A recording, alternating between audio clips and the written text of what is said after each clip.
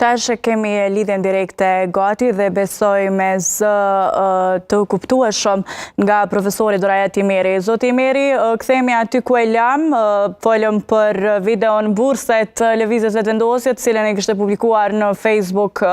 Aty edhe paralajmëroi në fakt një ardhje të qeverisë tre. Si e po aty këtë video? Dy mesazhe të shpejta. Mesazhi i parë lidhet me arritjen 4 vjeçare të qeverisë dhe lidhet me mesazhin se qeveria do të formohet shumë shpejt.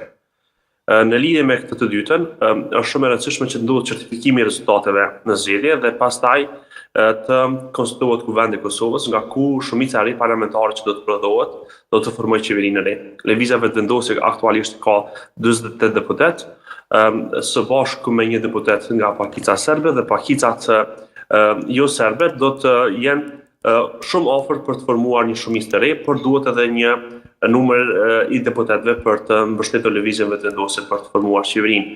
2 deri në 3 deputet do të ishin të mjaftueshëm dhe prandaj kombinimi aktual më i përshtatshëm, më i mundshëm dhe më i arsyeshëm konsideroj është ajo me nismën socialdemokrate me deputetët të cilat janë që do dalin nga ky certifikim i rezultateve shumë shpejt. A mendoni se kryeministri Kurti do ta bëjë me të vërtetë një koalicion me Fatmir Limajin e nismës socialdemokrate? Nëse është e nevojshme që të formohet një shumicë e re parlamentare, unë konsideroj që deputetët e Kuvendit të Kosovës janë deputetë e Kuvendit dhe ata do të votojnë për formimin e qeverisë.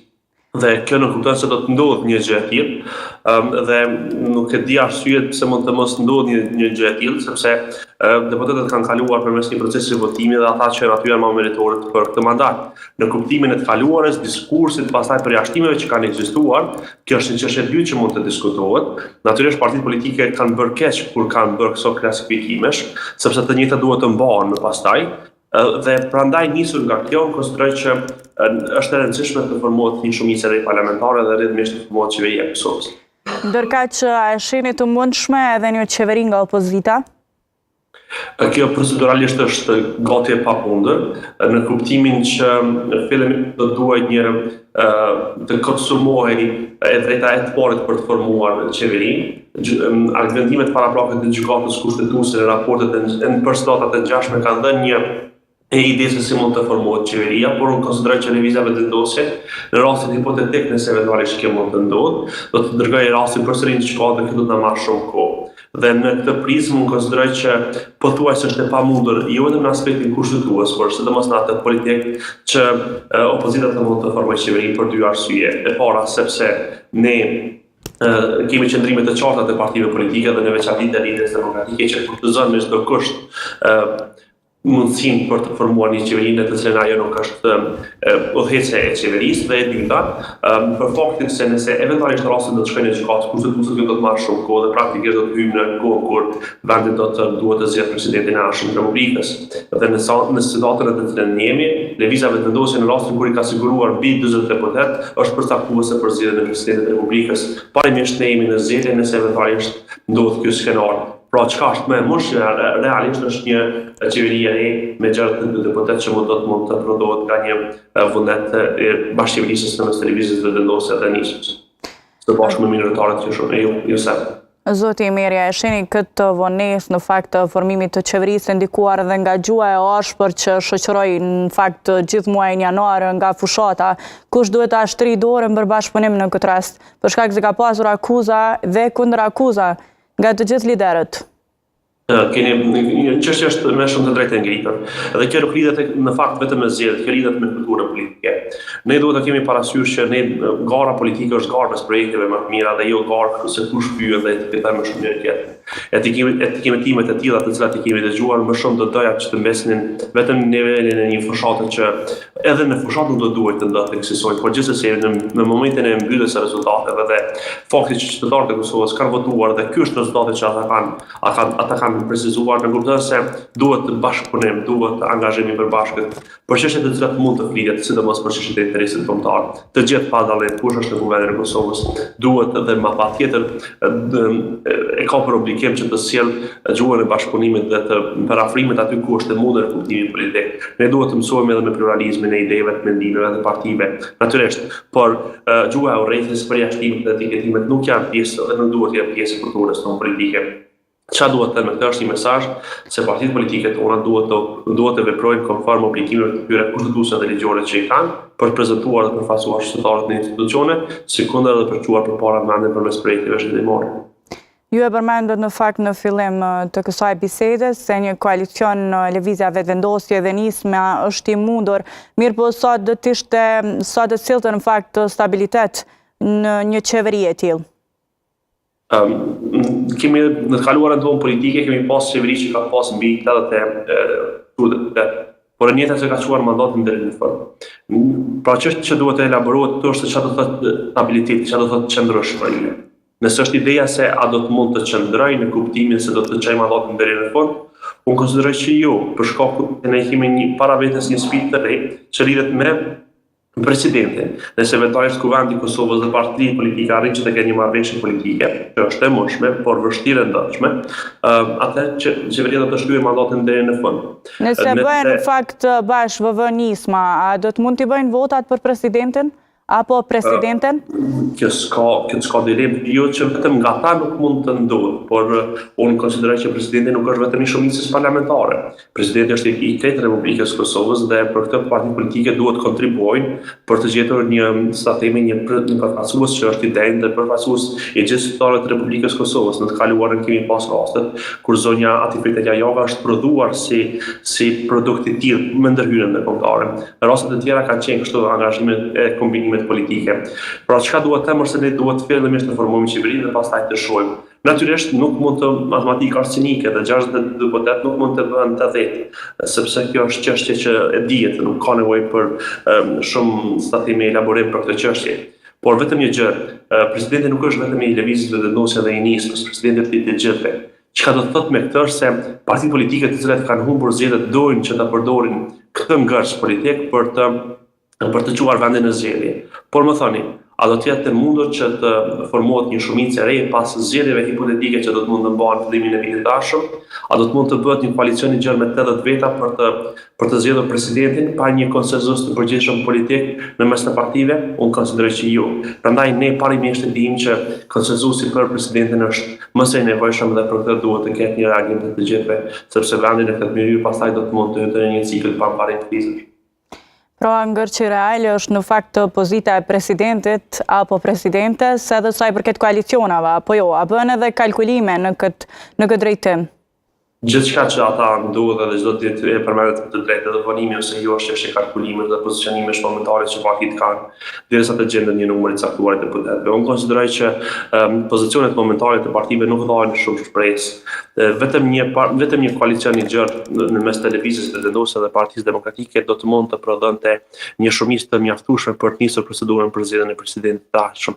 Asnjë kombinim tjetër nuk do të mund të ndodhte sepse ju duhet ta keni parasysh faktin që në lista serbe mund të ketë një qëndrim do të jetë destruktiv në këtë proces, padoshtë jam paragjykues për. Por këta kanë muar në shumë raste të qartime. Në anën tjetër, Lidhja Demokratike e Kosovës ka bërë një qëndrim të qartë që ai nuk do të hyjë në një koalicion ose nuk do të bashkëqeverisë me askën për pa elaboruar deri në fund çështjen ose për pa ditur se ç'do të jetë çështja e presidentit të ardhshëm të Republikës dhe fakti që lëvizja vetëvendosje ka 48 deputet tashmë herët që janë përcaktues për zgjedhjen e presidentit. Pra parimisht të gjithë janë të rëndësishëm në këtë proces, por të gjithë janë të pamjaftueshëm në të njëjtën kohë. Kjo nuk kupton që kombinimet e vogla për qeveri duhet dhe kaq kombinimet e mëdha duhet. Zotë Imeri, a e shihni edhe një mandat tjetër të presidentes Osmani? Madje ajo para disa ditësh tha se kandidimi i saj varet edhe nga interesi i popullit. A e shihni si të mundshëm edhe një mandat tjetër të presidentes Osmani? Unë nuk e di se si mund të prezantohet vullneti i popullit, kjo mund të bëhet me nënshkrime apo se, por unë konsideroj që zonja Osmani ka bërë një punë të mirë si presidente e vendit. Në anën tjetër... A ka qenë unifikuese? Për shkak se roli i presidentit është në fakt unifikimi. A e shihni si unifikuese presidentën Osmani? Fillimisht ky rol i prezantimi është figura kyçe në kuptimin e prezantimit të Komunitetit të Republikës. Unë konsideroj që fakti se ka pasur një angazhim politik paraprak në partijak, natyrisht që lexuam edhe në qendrimet momentale të saj.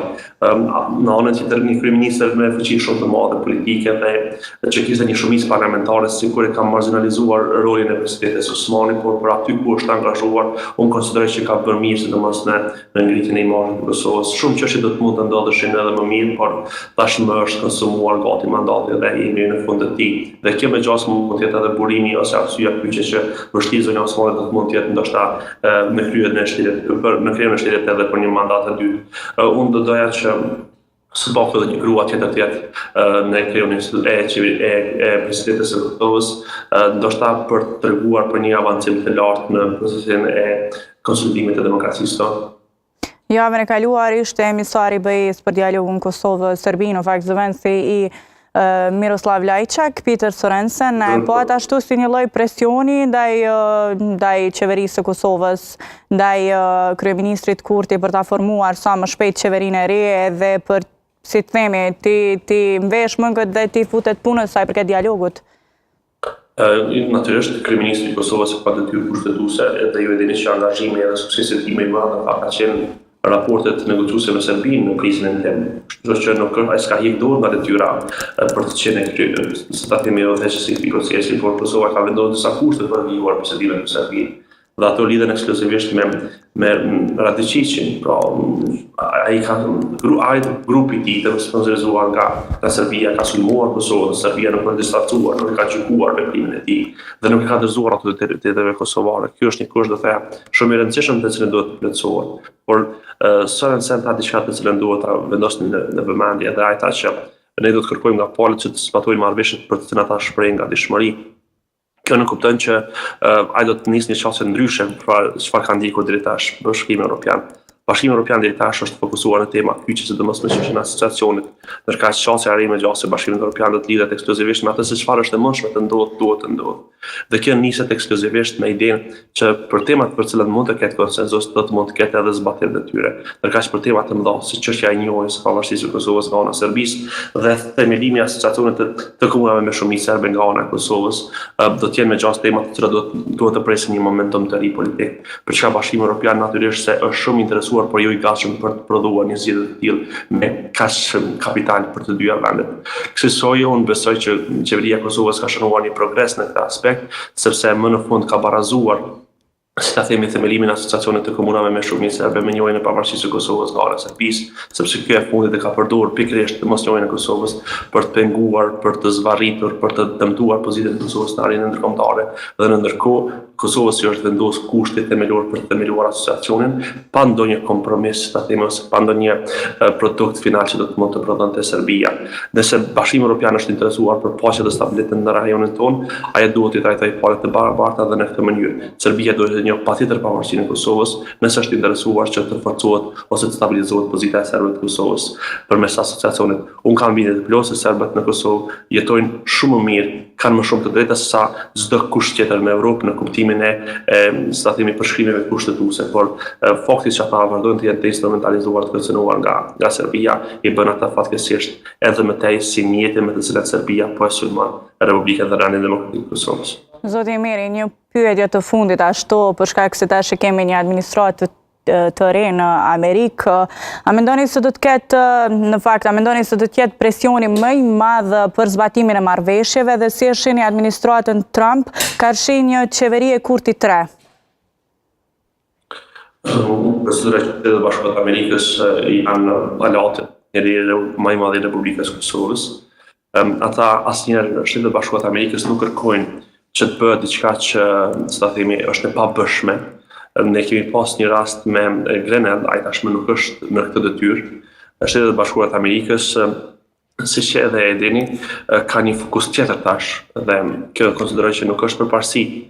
Fokusi kryesor i SBA-s nuk është çështja e Ballkanit, madje me gjasa e Evropës, po janë çështje të tjera që lidhen ekskluzivisht me raportet përfundimtare se do të dizajnohet përfundimi i konfliktit Rusi-Ukrainë dhe pastaj çështje të tjera të karakterit tregtar me Kinën. Kështu që në këtë sfond unë konsideroj që nuk do të ketë madje asnjë, si ta themi, konsekuencë për qeverinë e Kosovës qeveria e Shtetit Bashkuara. Madje mund të jetë ndoshta një promotore e një marrëveshje të shpejtë finale në mes të dyja vendeve para kushtet të cilësisë së Serbia duhet të njeh patjetër pavarësinë e Kosovës nëse është interesuar për paqen e stabilitetin e ajo. Zoti Emeri, ju falenderoj shumë për këtë inkuadrim direkt në gazetën sot. Ishte kënaqësi për promocion.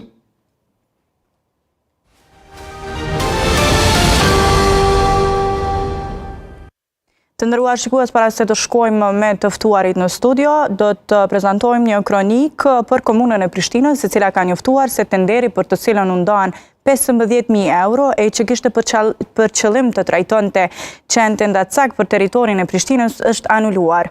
Televizioni ka kontaktuar me drejtorin e shërbimeve publike në lidhje me arsyeën e anulimit.